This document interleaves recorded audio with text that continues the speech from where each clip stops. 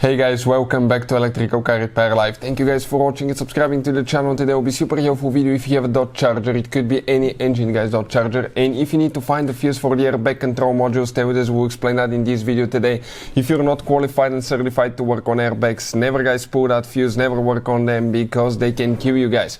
Now there is one thing that you should do, but only if you're certified and qualified guys, and we'll explain what it is so we can minimize the chance for something terrible to happen while we work on the airbag system. But we'll explain where the fuse is located today in this video guys, and we'll explain why it's super important to test fuses and what you need to do when you actually remove that fuse. So make sure to stay until the end.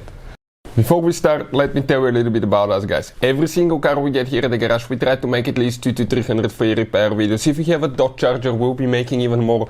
We'll be taking it completely apart, we'll be taking that engine apart, transmissions, anything practically, and we'll even have the 5.7 engine coming as well.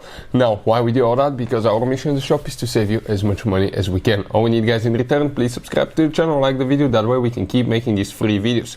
And if you guys need to buy any parts, tools, fuses, replacement parts, relays for a really good price and quick shipping, check out the link in the description of the video below. That's where we get all our tool supplies from, and you can guys save a ton of money. So let's start on it now.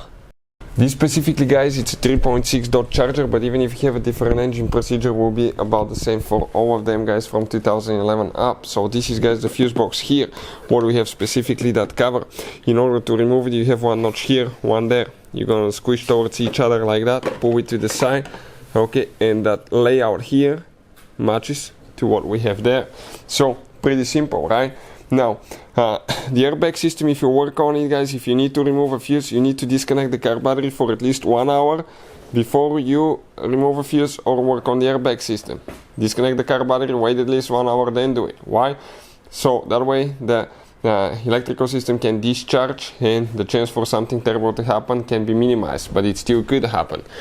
Number 2, on these modern cars it really matters which battery terminal you disconnect and reconnect first. Why? Because if you do it the wrong way, you can cause damage to the electrical system, engine, computer, components, and that can cost you thousands of dollars.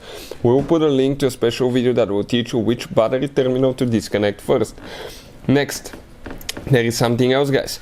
It's always a really good idea to test your fuses. Don't just look at them and assume that they're good, because sometimes you may not be able to see that.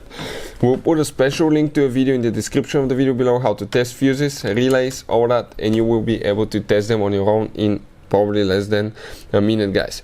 So the fuse that you need to check now for airbag module, airbag right here, if you come, it's that fuse right here. That second fuse from right to left, that's the fuse guys for the airbag module that you need to check, that 10 amp fuse. Hopefully the video will be helpful to any of you needing help with that. If you have any questions, let us know. Thank you for watching and see you guys next time.